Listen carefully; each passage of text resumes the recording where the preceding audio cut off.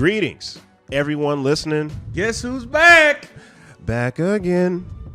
JT's back. Tell a friend. Yeah. Listen, What's up, bro? I'm so glad to be back for episode 7. Everyone, this is Trust Me, I'm Not an Expert podcast, where we give you our expert opinion, even though we are not experts, but it's going to feel like we are. I know some shit. I read a book or two. You know, I stayed at a Holiday Inn. Oh, yeah. I went to that website and read the whole forum. You know, Yeah. I'm an expert. You're an expert, and I'm just gonna jump right into it. Well, you know what? I'm gonna do a little audible for you. All right. Last time we were together, we did a spoiler podcast for Wakanda Forever. Right. It's been a couple weeks.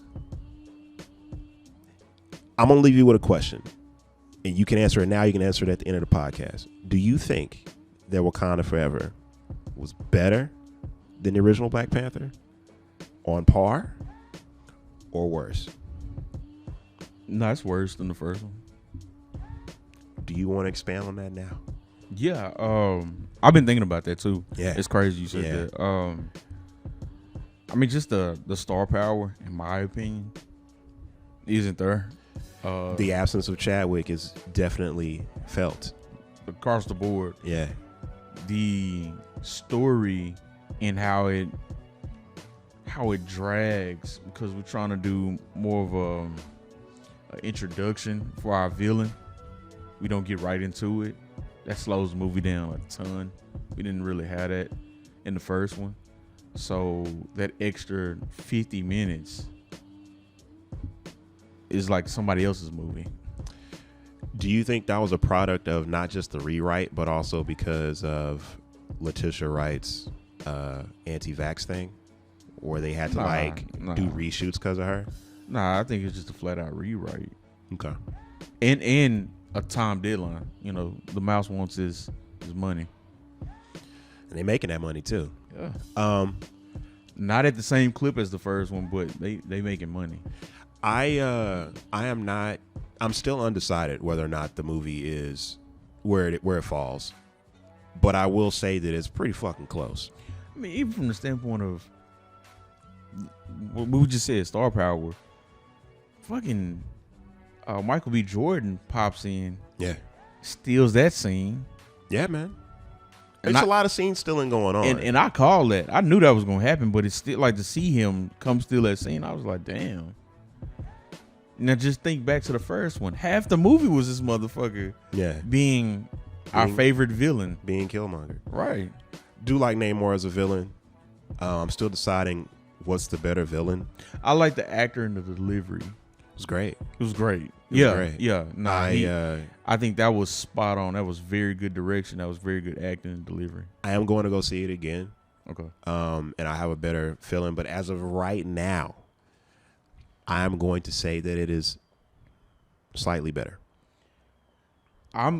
Because I'm so technical, I appreciate what had to be done to even put that collage happen. Yeah.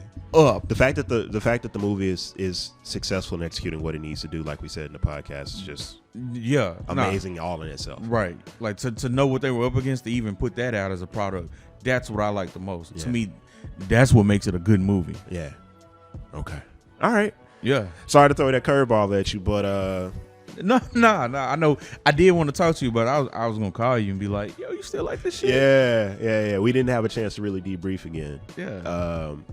But let's get to the first topic that's near and dear to both. This guy stinks. your heart and mine. NBA news, and let's just focus in on what we really want to talk about. We are literally less than a mile away from the Victory Park. We're like 400 meters away. We're very close to where these crimes happen, and the Mavs are looking very mediocre. And I want to talk about your mediocre Mavs. Where you want to start, man? I feel like that lady on the Jerry Springer. Yeah, that's mine. I'm gonna stay by it. I'm gonna stick with it. You feel like a battered woman? Mavs are 9-7. Dude, I'm starting to get Dallas Cowboy trauma from this season. Oof. Say it ain't so. Dude, the loss to Denver by 1, where Luka Luka comes out and just we got 6 seconds side out of bounds. Oof. And he just gets the ball, turns, and I don't know what play got called, but it wasn't. I know that wasn't a fucking play, bro. Everybody want to talk about Jason Kidd. I know that wasn't the fucking play. All right, J Kidd didn't be like, "Yo, y'all make it happen. We got 6 seconds." He literally calls Josh Green over and is like, "Yo, pick for me." Josh is like 21. He like, "Yeah, fuck it." Yeah. He picks for him. Dude, Luka gets the ball. What, one dribble or just a spin? And he just chunks this bitch. It was dribble. It was very unceremonious. Dope. We're only down 1. We're down 1. We're only down 1. He like spins and chunks this bitch with 5. Dude, I almost started drinking that night. If I had a cat, I would have kicked the cat. No. Not the kitty. All right? Like, I get why they call it fanatic. Right. Like that shit consumed me because that was bad basketball. No Joker. Oh man. No Jamal Murray. None. No fucking AG. No Yeah. Aaron Gordon. Yeah. And that's what Top 3 players not there. Michael Porter Jr. looks like a dud, and that's what we put up. Yo, did you peep how the first 3 he made was the one to seal the deal? Yet the last 3 that Josh Green missed was the one to not put us up. Basketball's funny that way. Feels bad to waste a Josh Green game like that. Career high. I mean, I didn't think that the 3-point. I didn't think that the 3-point shooting, him being at the top of the 3-point percentage for the year so far. About a week ago, I think he was like number 1. I didn't think that was going to last, and he was going to come down to earth. Right. But right. that game kind of normalized it back to like he's back in the fucking atmosphere, stratosphere again. Yeah. And I'm like, maybe. But I don't want to put that on Josh. Here's the problem. Dude, we need something from somebody. I don't care what Josh gives me. Here's the problem. I am seeing what I always see from a couple of culprits, and they're always, it's a love-hate thing. I'm going to go straight to Tim Hardaway. Listen, Tim. I've always liked you. I've always liked Tim Hardaway Jr., even in Michigan. I mean, it's not like I don't expect him to do this, right? Yeah, you pretty much done counted his ass out. Like, yeah. But when he does it, I still get angry. It's still brand new. Like, It's like he'll come in and he'll just look off 2 hot teammates and just chunk up some shit. And I'm like, bruh, it's literally 3 seconds in the shot clock. You don't got to do this. not only you don't got to do this, who's telling you to do this? Who's letting you do this? I know the team's encouraging him to do it because they know how hot he can get. Dude. But read the room, nigga. Dude. I mean, even during that game, both Tim Hardaway and Christian Wood, they had nothing. They really had nothing. They had nothing. But we were replacing their points with Josh Green. And JaVale McGee. No. No. The Latvian laser. This dude was not missing. And I was like, okay. Oh, you talking about Big B? Yeah, man. Davis was like, yo, I can shoot this thing too. And that's why I had to really just humble myself about the KP trade. Right. And I was just like, man, we really got back 2 pieces that work. Yeah, man. Yeah. It's as much as my fandom, I guess, because I met KP.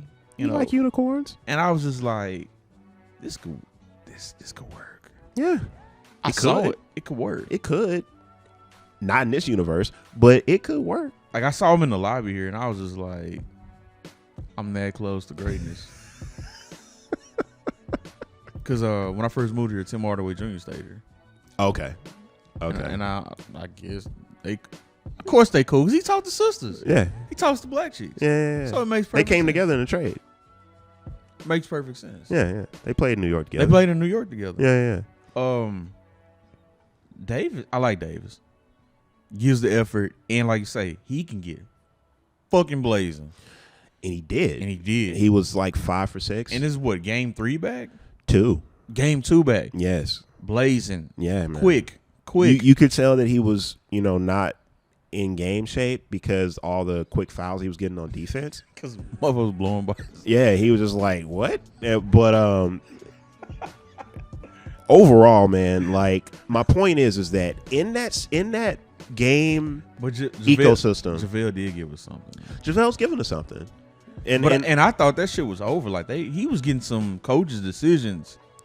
Well, it had something to do with his health too, if I'm not really? mistaken. Yeah, so that's one of the reasons why he wasn't getting burned, because it was a health thing. But now he's good. I think he had like swelling or some shit like that. I did not know that. Yeah, my bad. So now you'll see him more.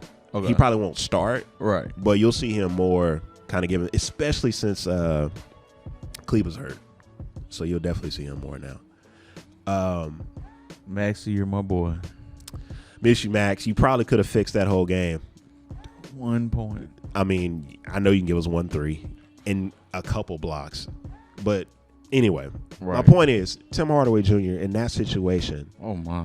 He came into the game, and instead of, I don't know, passing to the dude that hasn't missed a shot all game, or I don't know, hitting your Latvian laser brother Davis Bertans, this man looks him off, chunks up the 3 with like 5 seconds in the shot clock. Clanger. Next possession. And they run it down our fucking throat. Next possession, he forces some drive to the basket, which, by the way, they're not going to give you the refs have been terrible. They're not going to give you the call for 1. 2, those ain't fouls. 3, you're not really finishing. Did you see that fast break where it was pretty much a 2v3? Yeah. Davis is behind him. Trailing. Because Davis is like, it's a 2v3. Let me flare out. Hit me. This dude's like, I'm taking it, and gets his shit blocked. He literally turned into the Joker. He was he faded and flared like, hit me. This is like shooting a free throw for me. Dude. It was just so one game we shoot 55 fucking threes, and now you don't want to hit a motherfucker who ain't missed. And I'm just like, these are the things, these are the growing pains of quote unquote having a new team, because getting Tim Hardaway Jr. back, Tim Hardaway got hurt like right around the time where the team really kind of came into its own, right? Yeah. And his absence really, really helped everybody else kind of know their roles. So now he's because back. It became very strict. It was like, this is all we got. Right. It was clear roles too. It was like, listen, Luka's gonna cook, and when he not cooking, we got Mr. Reliable Jalen Brunson over here. He's gonna cook. And listen, for added sauce, we got Dinwiddie Special over here after the trade. All the rest of you niggas spread out. We're going to play 5 wide. Y'all crash the boards when we need it, and we good, right? And that's not the makeup of this team now. And that's really what it comes down to in my mind. Like, when is the team going to learn their makeup? Last year, they didn't learn their makeup until January. Learn their makeup, and they learned the defense. This team hasn't learned the defense. And when I say this team, I mean mainly just Christian Wood. I really think that's why he's not on the court. It's like, if you don't know where to be and how to be there, then Dwight Powell's going to get your minutes. It's just going to take time, man. Because I think finally Dwight Powell's 100% healthy. Right. He's the best teammate and true professional. Right. That you could compare to in the league. And then 3, hell, stay fresh. Look, what if we got to play in? Now you finna play 30 minutes, 35 minutes every fucking time out on the court. I'm not worried about the whole minute thing. Like I say, it really ain't the coaches.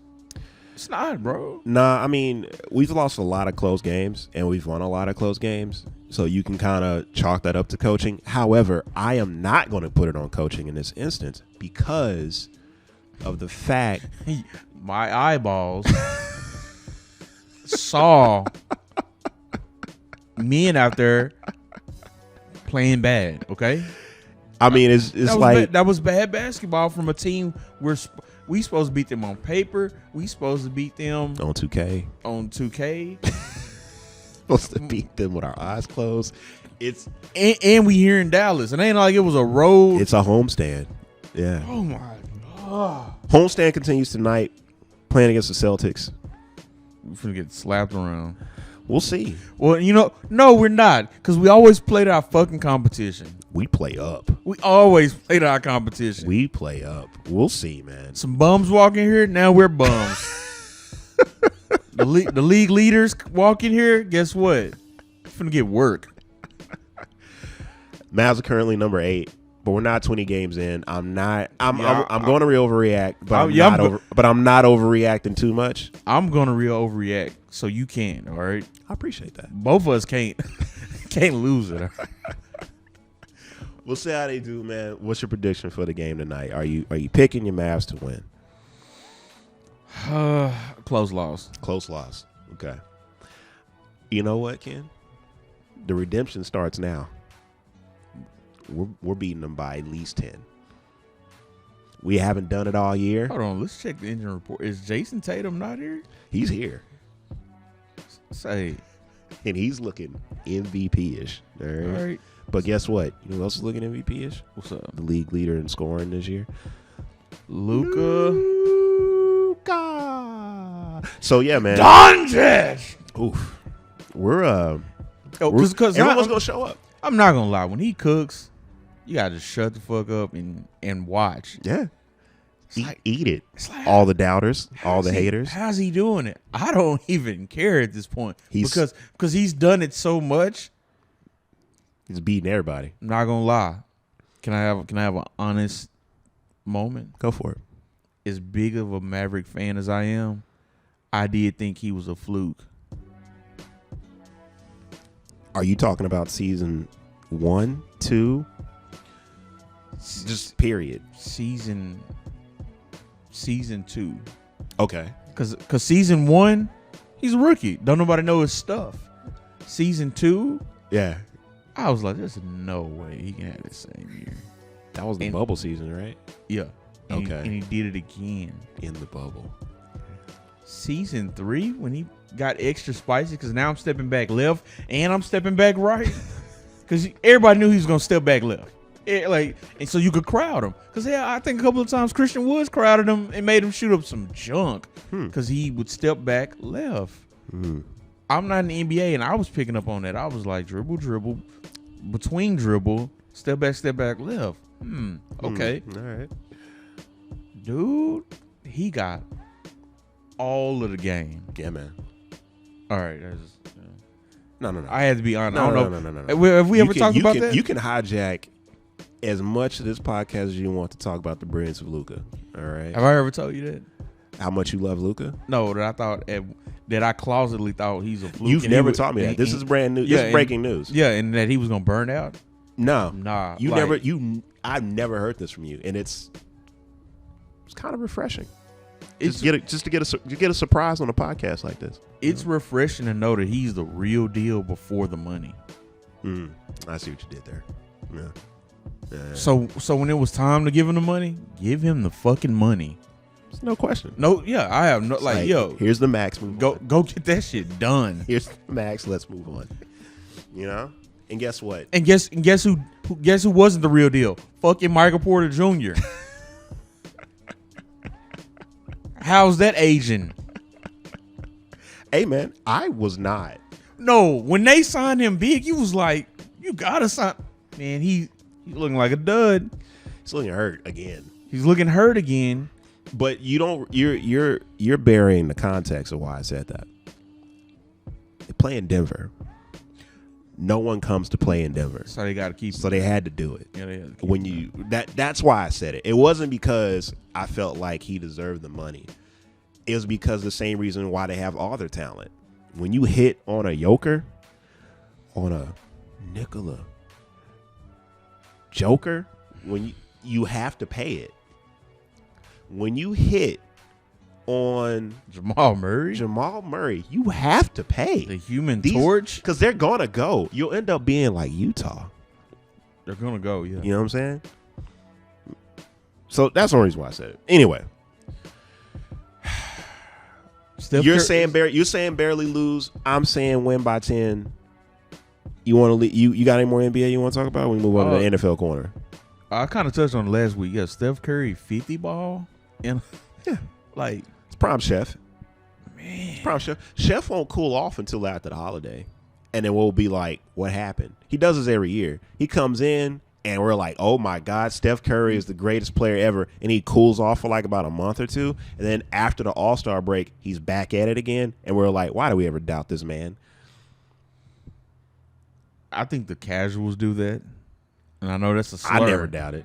I've never done that. Yeah, but people will when his scoring falls off. Just listen, just wait. And when I say scoring fall off, I mean he'll get 22 a game. You know what I'm saying? Like, but it's almost like he's listened to the critics, because the critics have always been like, "Is it Kyrie or is it Steph?" And people talk about how skilled Kyrie is just Steph is just a scorer, and it's like Steph is like, you know what? Steph's just skilled. He really got in his bag when Clay was out, Right. when Dre was Out. and overweight, Yeah. and he was out there alone. He got into his bag. Yeah. I can't run off screens if everybody know that ain't nobody gonna shoot. I gotta go get busy. Right. Right. So now now he's a whole nother it's a whole nother player. level. Yeah, he's a whole nother player now. He's leveled up, man. Second best player in the league. Giannis? Y'all still better. Okay. Yeah. I didn't know if you. Nah, no cover balls here. Giannis still better, and I mean, whenever Sidebar. Giannis still better, and Jokic is number 3. Luka's number 4 because I'm a fan. Dude, that's high IQ count right there. Now that's just somebody who knows basketball really well. It's Giannis. Steph is. You got to pick up Steph at half court. Always had to. Yeah. And even if he's out there with some fucking YMCA players, you still have to pick him up at half court. Good, man. The Kings still look good. That's crazy. Oh, and what you think about Pat Bev pushing DeAndre Ayton down again? Just Pat Bev antics. I'm not above or below it. It's you know what? I'm surprised it took this long. Oh, they hit LA? Yeah. Like I was thinking the same thing. I was like, you actually a little late. You know what I mean? Like I've been waiting on this. But you know what? You notice how quiet they've gotten now that like Russ is playing good? Is Russ playing good, or did they finally put him on the bench because that's what he needs? Nah, like I know LeBron is out, and I mean he's gonna always play good when LeBron's out. Yeah, because that's the way he's supposed to play. The point is that it's very simple basketball. You cannot play LeBron with non-shooting guards. You cannot. Nope. Which means, Russ, sit your ass on the bench until LeBron sits his ass on the bench. Then get out there and do your Russ thing. It's not hard, man. It's not hard at all. How about we run a pick and roll? This ain't hard, all right? So it's just funny, man, that everyone's over here on some like, Lakers actually looking decent now. Be like, yeah, because they finally decided to play obvious basketball. They still need shooters. Yep. And AD is putting up some crazy numbers. He will. Listen. That's who I'm done with. Listen, man, like I'm done. I love AD as a player. But the problem is that his body doesn't love him as a player. That's deep. It's been a long day without you, my friend. So, I'll tell you it's only a matter of time all before it's about like, all right, well, I guess he's out for the next 2-3 months. Damn. You know, exactly how it be. and I hate to wish that on a dude, but I mean that's been his whole career. So Right. I mean, until he shows me the baby, I'm not gonna think any different. All right. NFL corner. Ice. I guess that's me, right? Ice, cue me in. Why should I care about the NFL? What's going on? Because coming off of the Aaron Rodgers curse, the Cowboys lose a ugly OT loss. 40 burger in Minnesota. Fuck them all of America. All right, burn that bitch down. Amazon burned it first. All right. 40-3 at the house that Prince built. Ooh, man. The artist. Yeah. Formerly known. Yeah. Put the burning building out with the waters of Lake Minnetonka. Okay. Cowboys look damn good. What Because when you get up with that type of pass rush, bro, they maul Kirk Cousins the whole game. Oh, They got up. That's what it was. They got up. They got ahead. But also Kirk Cousins. Okay. Look, All right. I like Kirk Cousins, bro. Listen. Kirk stood the test of time. Washington knew they got RG3 and they got Kirk Cousins because they was just like, look, they're both good. Kirk's still good. That's not what I'm saying. You said it technically. You said Washington. That's the key. Oh, the tie-in. Cowboys own Washington. Always has. And sorry, my DC friends. Always will. All right. So that's in Kirk Cousins' head. I don't care where he is. Wow. That's what happened. And that is my NFL overreaction, baby. Hey, we all overreacted. The other overreaction is Andy Reid's a really good coach. And when people was like Kansas City isn't good this year, they're the 8-2. Huh. But why would they say such things? I mean, just because the weapons ain't there like they have been. It's like a wide receiver shuffleboard out there in KC, and you got Travis Kelce who's turned into, I hate to say it, damn near the best tight end ever outside of like Kevin Winslow Sr. Okay. I like Tony G. That's saying a lot. I like Tony G. Tony G's up there. I like Gronk. Because Gronk in his prime, Gronk's up there. he was hard. He was hard to guard. Yeah. I like Antonio Gates. Legend. J-Dub never dropped a pass. Man. But Kelce is like all of them combined. Blocks, run after the catch, hands like crazy, Athletic. route you up, go fall in the zone. He's all that. And Mahomes, like all the throws Mahomes can make, man, he is gonna hit Kelce. And Andy is a fucking offensive genius. So I mean, they look so good in Sunday Night Football. And the 49ers are starting to pick up steam, even though Jimmy G is more of a model than a quarterback. He's not even a bus driver. He's like a model. He's a good-looking man. Pause. Great-looking man. Listen. Not a great-looking quarterback. Wasn't that always his flaw? Now, he comes from the mantra of, like, if I just don't lose this bitch, we're good, right? Right. And they're cool with it because he don't lose it. Like, great bus driver energy. It's like bus driver DNA, model face. And isn't that just the best bus driver? Don't you feel safe Right. when the model is driving you to your destination? You're like, we're going to get there. All right. Yeah. Because this driver's beautiful. All right. Look at this man, chiseled jaw, perfect hairline. Look at that jaw. The Dolphins are still wild. Yo, I checked the standings and they were on top of them. And I was like, what happened? Yeah, the Dolphins. It's like Miami's good. Yeah. And it's because the Jets and the Patriots are bad. Like, suck it, Brady. The Jets and the Patriots were in a 3-3 gridlock, terrible football game that was decided by a fucking kick return, like a last second kick return. You saying special teams dictated this whole game? The very end of the game. No, you said the score was 3-3. That's still special teams. Exactly. That's tough.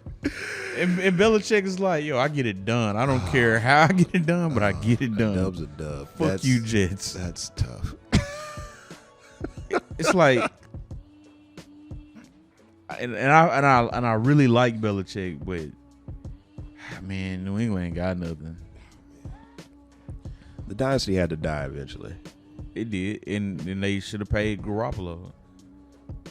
Just dry that bus. Yeah, was Tom gonna play forever? Was that bus good though? Here's the thing: you pay Garoppolo a little bit, Okay. and then you get the weapons. Anytime you got weapons in New England, look how successful they were. Because a lot of times New England was good with fucking pieces. I can't name none of them motherfuckers. Was that the brilliance of Brady though? I think that was the brilliance of all of them. Okay.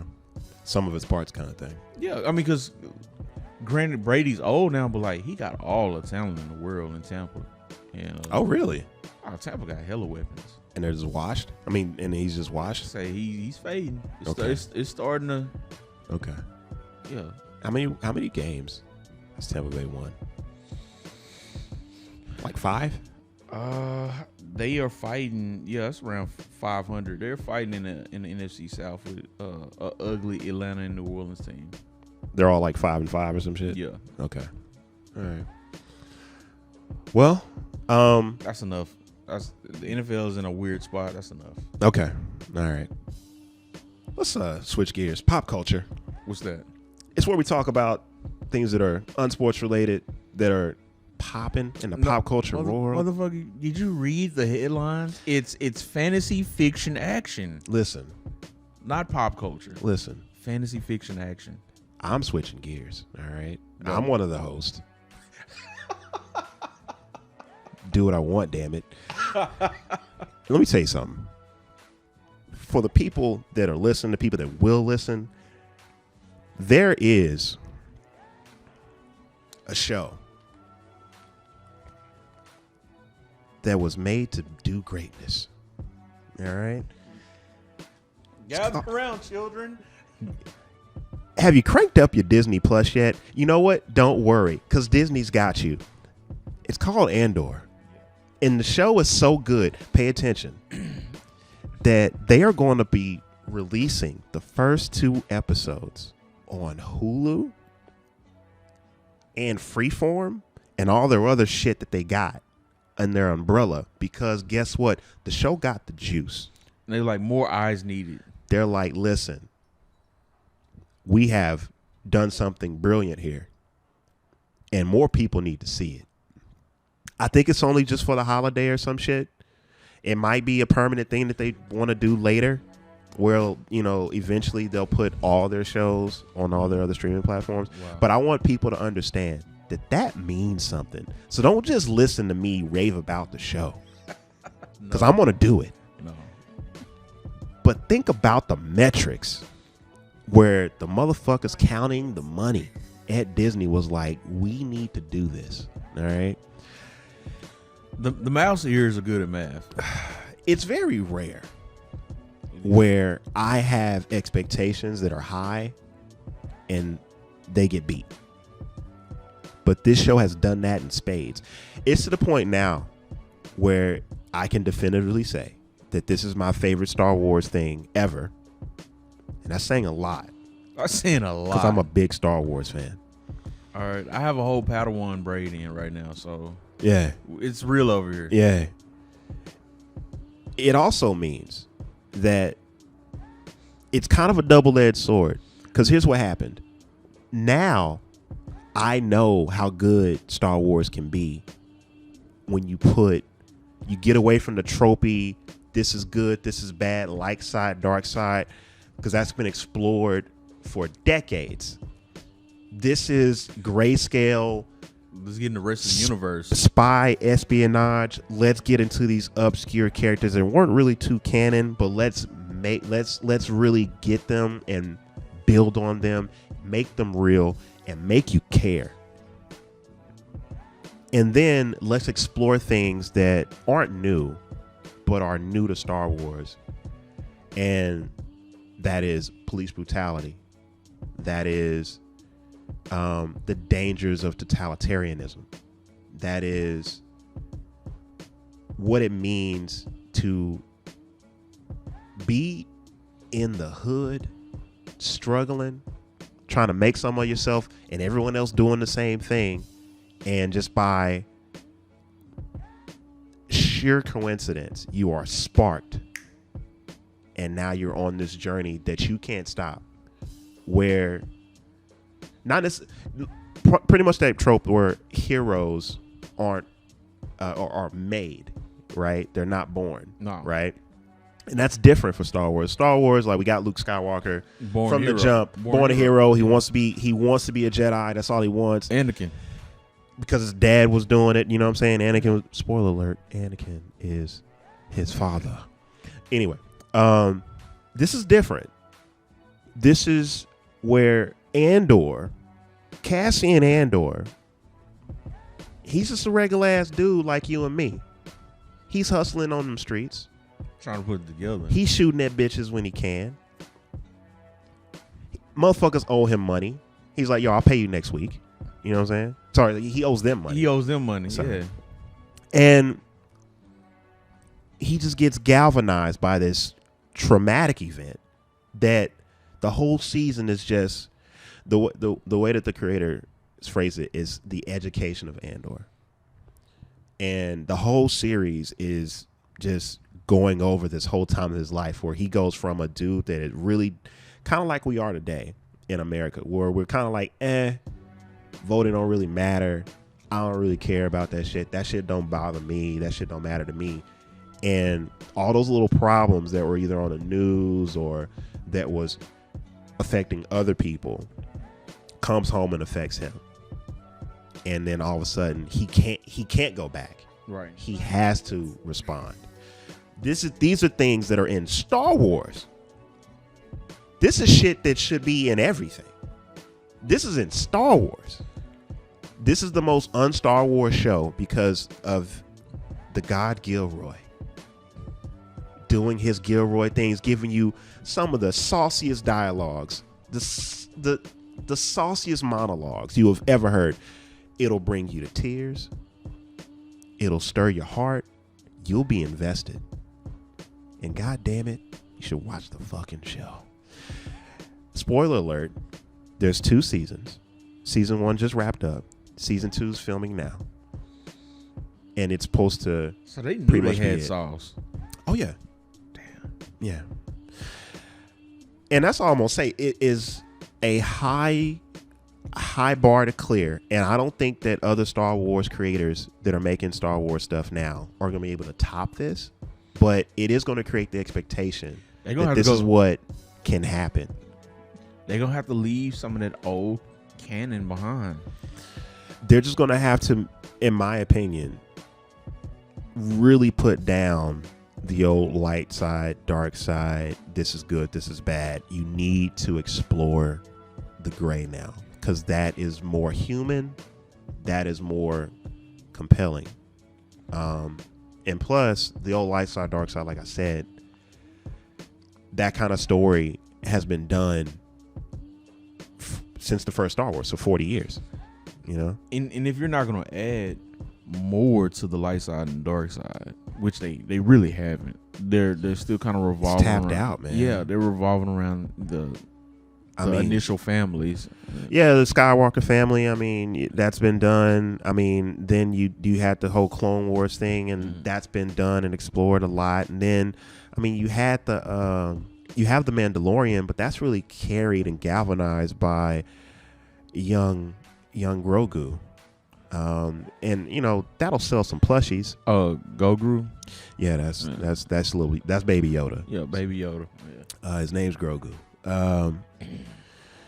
But overall, man, my point is that that's been explored.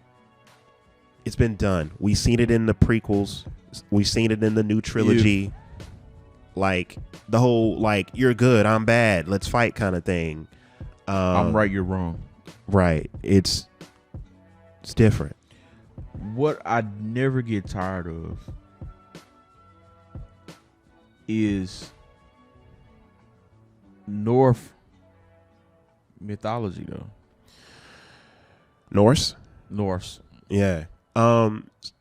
It's funny you say that because the new God of War came out, and that's another situation where I had high expectations for the game, and I haven't finished it yet because I'm an adult. Don't judge me. What's the playthrough time? So the playthrough time depends on what difficulty you decide to do. So if you put it on baby mode, it's 1 out of 5 difficulties. You put on the first difficulty, you can probably get through it in like 30 hours, which is meaty. Yeah, I was going to say, just breeze through. To breeze through is 30? Yeah. Sheesh. I'm playing on the hardest difficulty, aka Give Me God of War. That is the name of the difficulty, and that is approximated to be 50 to 60, depending on how good you are and how grown you are. Right. I'm about halfway. Nice. And I guess I just gotta say it's better than the first God of War, which is saying a lot. And when I say the first God of War, I mean the first remake. It's better than that. That's saying a lot. And it continues to just surprise you with not only how good it is, but how satisfying it feels to just have these grandiose boss battles and these insane fight mechanics, and it builds on the mechanics that were there before, but now you can tweak them, customize them. They even have transmog on the armor, so you can just make any armor look like other armor, but you keep the abilities. It was pretty much like, hey, they heard the fans. Let's make it good, but how do we make it better? And you know what? Ironically, man, it kind of feels like, what the original, like 15, 18 years ago God of War, what that one did, what God of War 2 did for it. I don't know if you remember what God of War 2 did. Oh, God of War 2 was a crazy bump from the first one. And we didn't know it could do that. And it became a phenomenon. Like God of War 2 really kind of just it flexed the power of the station at that time too. It did. And this one's really getting into its PS5 bag, and I'm pretty sure it's blowing up PS4s. Man, but I haven't really heard that, but I'm sure it is. I know that PS4 can't comfortably 4K 60 frame that thing. Oh, it's not. It's downscaled, obviously, but it's. I don't want to give too much out, but I will say that from what I've played so far. Oh, we spoil shit around here. It builds, right? You have an older Atreus. Yeah. Right? Oh yeah, he is. And in the first game, he's seasoned. In the first game, he kind of helps out. You know what I'm saying? Mm-mm. In this game, he gets busy. Nah. Like they give him full-fledged combos. He fights on his own. He still gives you the call outs here and there, but really the head that you have on your hip, he's the one that really does the call outs for you.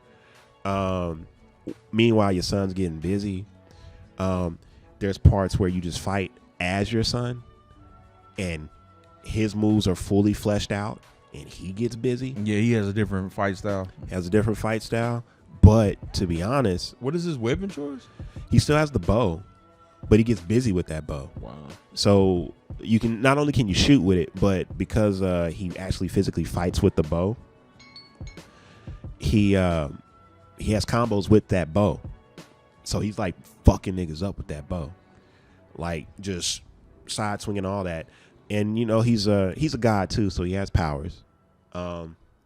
Full-fledged druid action, meaning transforming into bears, wolves, and tearing motherfuckers up when he transforms into it. Beautiful. There is in the way that they switch up the gameplay, it's just not those two characters. There's side characters that come into play as well, and they help you fight. So there's like right now I'm in a situation where I'm Kratos, and my son is off doing his thing, so he's not with me. I got Freya, the goddess from last game. She's with me. Got you. Yeah. And she's getting busy. She has a bow too, so she has the same kind of play style as Atreus as far as skill helping. Yeah. But her whole move set is completely different. She's got a sword, so you might have run up on her. She's shh. It's great, man. It's a good time. Very rare where I just audibly get loud when I'm playing games. Now I'm pretty reserved when I'm playing games, but this one, like, I'm cussing uncontrollably. That's a good sign, man. It's a good sign. Yeah. I don't think that I'll be doing that again until probably on December 2nd when Callisto Protocol comes out, and I want to be screaming like a little bitch. Oh man, scary game time. Yeah, it's gonna restore the feeling. All right, this is what I'm getting at, man. My hopes are a little. I'm trying to be like, realistic, be a little grounded on this one. Yeah, because it looks so good. Can I have a request? What's up? Let's just call this episode "Restore the Feeling." All right, because guess what? Andor restored my feeling in Star Wars. I didn't know it could be this way again. I didn't know I could feel like this again about Star Wars, and it's there. The feeling's restored. I'm hopeful that Lucasfilm and Disney can really pump out the product now. God of War has restored the feeling. I just really was kind of burned out on action games. Then God of War comes out, and I'm like, guess what? I still like action games. They're still great. And I think Calypso Protocol is going to bring the feeling back for horror games, because guess what? I really haven't played a horror game or really been interested in a horror game since the Dead Space 2. Of course. I mean, not. Did you play 3? I didn't. I heard it was good. But people didn't care at that point. But I did. Well, no, I just heard that like what they did with that game was pretty revolutionary from a 2-player standpoint. Oh no, I haven't seen a 2-player like mode like that. Like there was a point, like everybody talks about this part in the game, and I felt like it's pretty brilliant. There was a part in that game, a little aside, where one player hears and sees shit, and the other player doesn't, and so you're like you'll call out to your friend, like, so for instance, I would see an enemy or something like that, and I'll be like, oh shit, get him right there, and you'll be like, what the fuck are you talking about? Like that was just that's just such a cool thing that the game's kind of fucking with you like that. But to me, I think EA just kind of the whole make it more action feely I think it kind of lost the feeling of Dead Space, because I think that's the point of what made Dead Space cool, was that it had that Event Horizon feel. Yeah, claustrophobic ship, isolated, quiet, alone, slow, right, methodical, right. Big set pieces, they were there, but very small, isolated moments. The Calypso Protocol, we're in some kind of space prison, and it feels pretty isolated, and I'm ready to break out this fucking prison. All right. God bless whoever's doing that. I forget his name. He's the game creator. I feel like he's going to restore the feeling on this one too. I didn't really do the Resident Evils, the new ones, even though I've heard they were great. Oh, the remakes? Yeah, well, not the remakes. The new ones, 6 and 7. I did, yeah. Because they're first person, and first person horror, it's just a whole nother level of like, I don't know if I can do that. Because I'm the character. You got to stomach it, yeah. And when it's hard to stomach it when literally they're showing your stomach being ripped out. It's intense. So when I say restore the feeling, everybody, I'm just talking in certain things that I like. All right. So that's my request. let's just call this one episode 7, Restore the Feeling. All right. Done and done.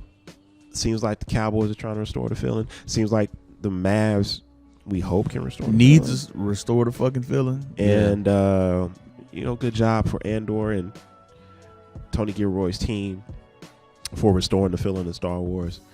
Shout out to Santa Monica Studios and Corey Balrog, the creator of the game, to restore the God of War feeling. You are now officially the true God of War. You are 3 for 3 on these God of Wars. You made God of War 2, you made the God of War remake, and now you made this one, God of War Ragnarok. And you are just hitting it out the park, man. So thanks for restoring the feeling.